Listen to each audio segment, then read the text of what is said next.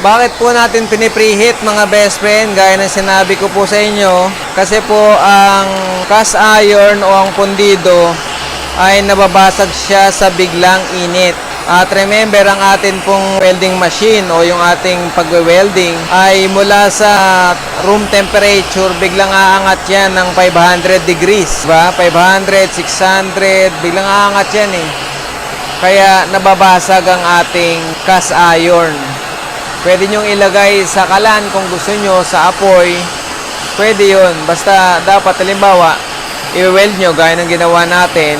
Inispatan natin kasi para hindi na siya maghiwalay, di ba? At least 200 Celsius po ang init niya.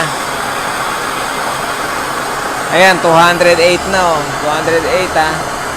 So, pwede na po natin tong i-weld mga best friend, okay?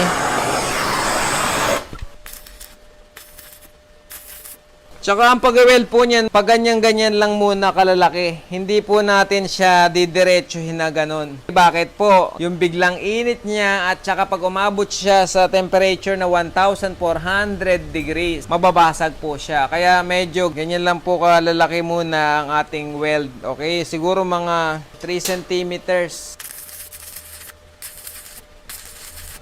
At mga best friend, ang pag-weld po niyan,